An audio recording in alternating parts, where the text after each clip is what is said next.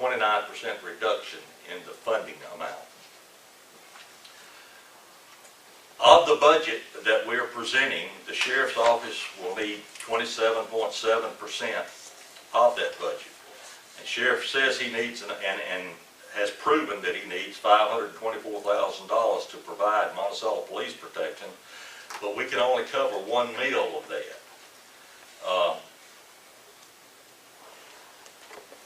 Our hope is that by giving him a meal, it will take him till Christmas or so to get fully staffed, and that will be sufficient for this year. But if something doesn't change, there'll have to be money added next year to his budget. Public Works makes up 18.5% of the total county budget. Courts make up 9%.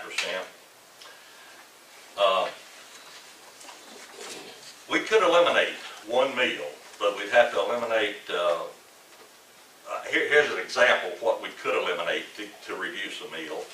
The senior center, all of recreation, and animal control.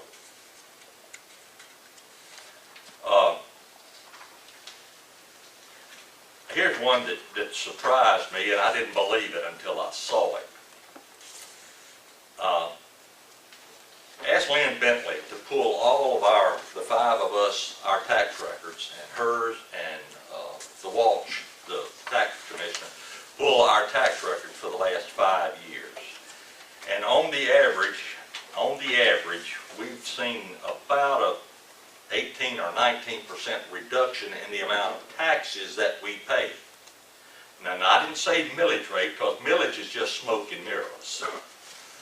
But because the digest has shrunk so, because housing values have decreased so, the digest has shrunk to a point that a meal is bringing in $100,000 less than what it did in 2008. The budget that we're proposing, if it had been, well, you're not interested in that. We are eliminating furlough days. That totaled about 1,200 days lost. And furlough days are not the savings that you would think. There's not a sharp line drawn in the sand when it comes to saving for furlough days. You still got to have people on the ambulance. The sheriff has still got to have people on duty. So there are a number of departments that cannot cut out, that can't send their people home. It's a morale killer. Some of the constitutional officers had a problem taking furlough days, and they are constitutional officers, folks, and you do elect them. And they have the right to run their own budgets. But we have reduced or eliminated the furlough days. That money came out of the curbside fund. And we've also taken the remaining $198,990 for our budget that came from the curbside fund. Curbside is nothing but part of your tax, and it will replenish itself this year. So that's not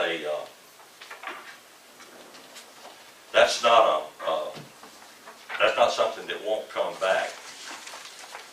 In addition to this budget, the hospital went from 0.85 to 0.1 this year. With the reduction in reimbursements from Medicaid and Medicare, I don't see how they're operating, period. Well, I say reduction, that's a little bit of a misnomer. In a lot of cases, they just hadn't sent them yet. They hadn't gotten the reductions. Some interesting trivia for you. In this county, 55% of the houses are valued at $50,000 or less. That was eye-opening to me. I was shocked at that. You have a $50,000 house in Jasper County. You were paying $308 before, and you'll be paying $348 after. You'll be paying $40 more per year. 27% of the houses in this county run from $75,000 to $100,000. 15% run from $125,000 to $200,000, and then 2.2% of the houses are valued at $225,000 or less. I mean, or more, excuse me. And so that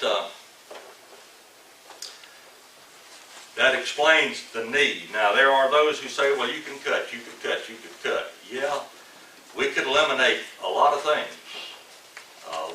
We could eliminate the sheriff's budget. But he's a constitutional officer and he can spend the money anyway. And Donnie is going to do the kind of job that has to be done. He's going to do a jam-up job. And the other constitutional officers are in the same boat. We have labored over this thing for at least 2 months. And we all went into it friends and we all came out friends, but I don't understand how. It got right short with one another at times.